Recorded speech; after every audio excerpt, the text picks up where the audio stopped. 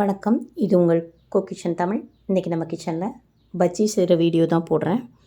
பஜ்ஜி வந்து எல்லா வெரைட்டிலையும் செய்யலாம். வாழைக்காய், உருளைக்கிழங்கு, அப்பளம், முட்டை, கோஸு, ப்ரெட்டு அந்த மாதிரி எல்லா வெரைட்டிலையும் செய்யலாம். இன்றைக்கி நான் வந்து 3 மட்டும் உருளைக்கிழங்கு, அப்பளம், முட்டை வச்சு மட்டும் பஜ்ஜி போடுறேன்.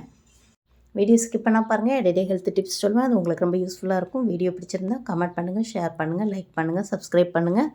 சப்ஸ்கிரைப் பண்ணி பெல் ஐக்கானை கிளிக் பண்ணி ஆல்ங்கிறத கிளிக் பண்ணிங்கன்னா நான் போடுற வீடியோஸ் எல்லாம் உங்களுக்கு நோட்டிஃபிகேஷன்ஸாக கிடைக்கும். வாங்க வீடியோவில் போய் எப்படி செய்யலாம், பஜ்ஜி எப்படி செய்யலான்னு பார்க்கலாம்.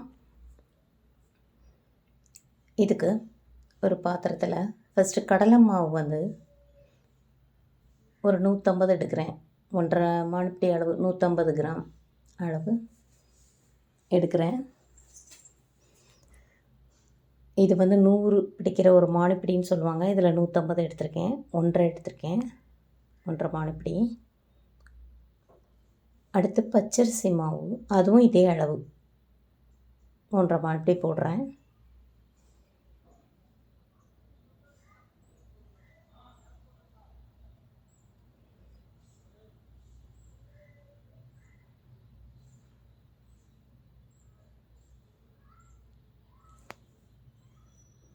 தேவையான அளவு உப்பு போட்டுக்கிடுங்க.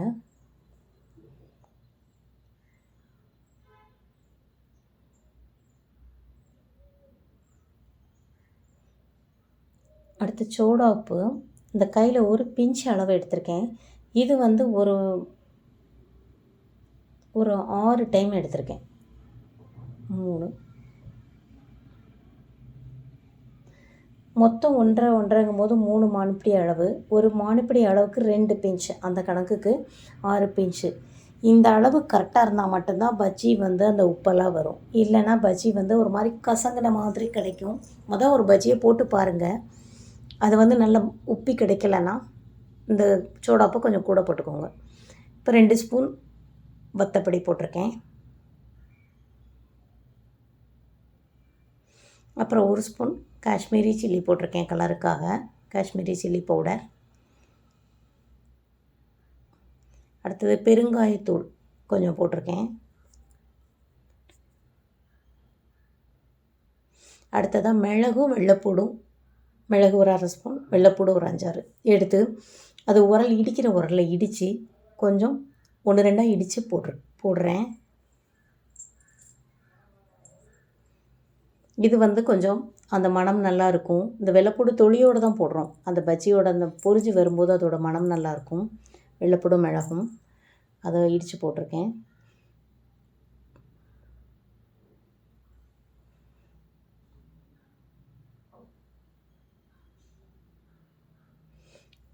அடுத்து அதை வந்து தண்ணி விட்டு ஒரு கட்டியான தோசை மாவு பதத்துக்கு நம்ம கலந்து எடுத்துக்கணும்.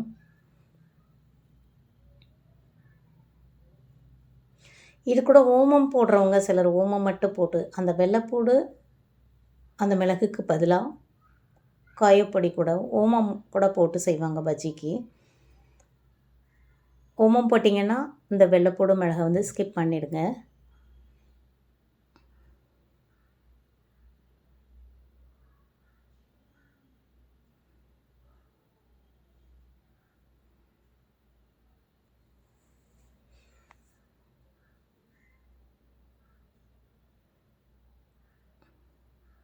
இந்த மாதிரி கட்டியான பதத்துக்கு அந்த சோடாப்பெல்லாம் நல்லா கரையணும். உப்பு எல்லாம் எல்லா இடமும் ஈவனாக வரணும். அந்த மாதிரி கலந்து எடுத்துக்கோங்க.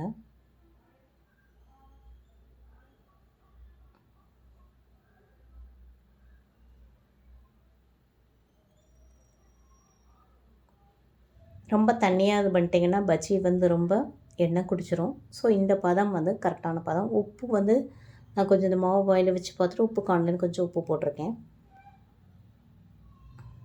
அந்த மாவை நீங்கள் வந்து லேசாக வாயில் வச்சு பார்த்தீங்கன்னா உப்பு வந்து தூக்கலாக இருக்கணும். ஏன்னா எண்ணெயில் பொரிஞ்சு வரும்போது கொஞ்சம் உப்பு கம்மியாகுங்கிறதுனால தூக்கலாக இருக்கணும், பார்த்துக்கோங்க. இப்போ உருளைக்கிழங்கு வந்து நான் இந்த பஜ்ஜிக்காக சீவி எடுத்துக்கிறேன்.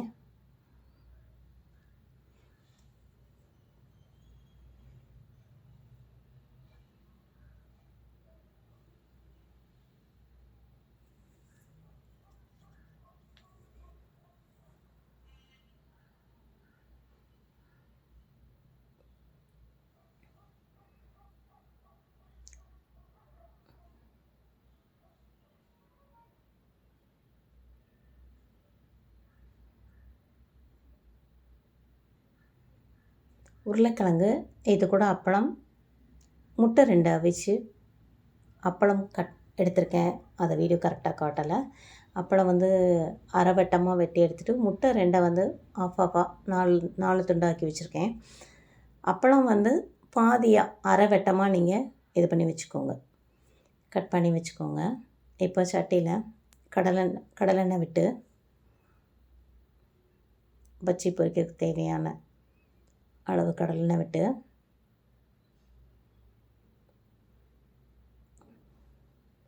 அதில் ஒரு சின்ன துண்டு புளி போடுறேன். இந்த புளி வந்து எண்ணெய் சூடாயிட்டுனா மேலோடி மிதந்து வந்துடும், கருப்பாகவும் வந்துடும். அதை எடுத்து போட்டுட்டு இப்போ நான் வந்து உருளைக்கிழங்க அதில் டிப் பண்ணி லேசாக அப்படி நான் எப்படி டிப் பண்ணி லைட்டாக ஓரத்தில் வலித்து போடுறேன், அது மாதிரி போட்டு எடுக்கணும்.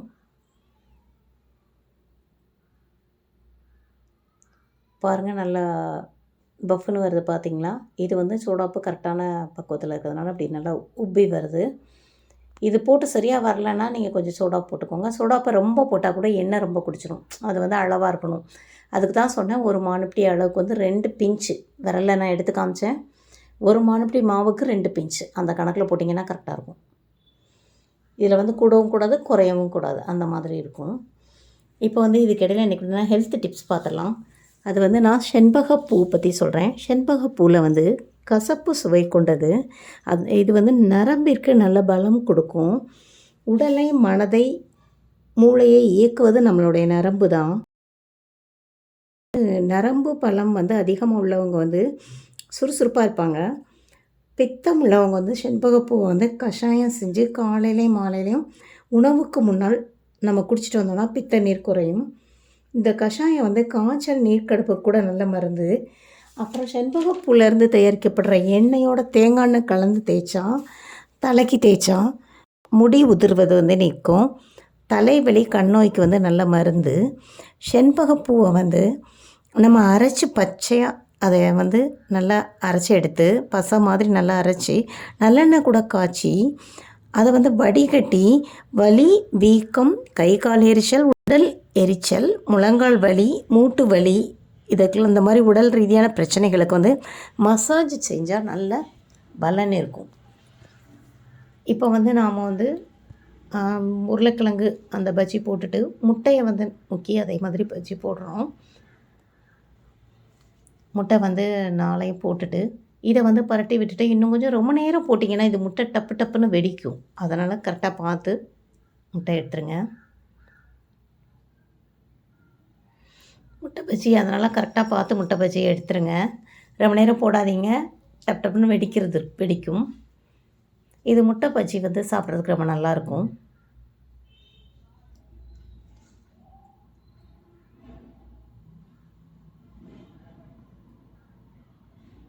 அடுத்ததாக அப்பளத்தை போடுறேன். அப்பளத்தையும் போட்டுட்டு சப்போஸ் மாவு வந்து ரொம்ப அதிகமாக இருந்துச்சுன்னா நான் என்ன செய்வேன்னா பல்லாரி வெங்காயம் கொஞ்சம் கட் பண்ணி வச்சுருப்பேன்.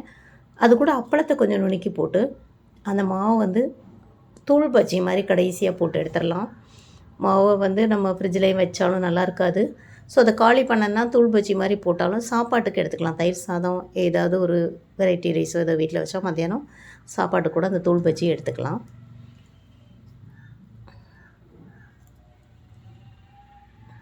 அப்பள பஜ்ஜி 2 அப்பளம் வட்ட வடிவம் உள்ளதை வந்து பாதியாக கட் பண்ணி 4ஆக போட்டிருக்கேன். அரை வெட்டமாக இருக்கும்.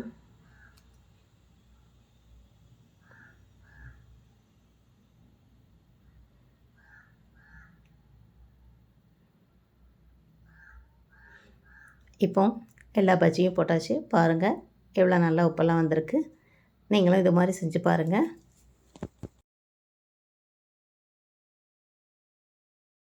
Thank you for watching this video.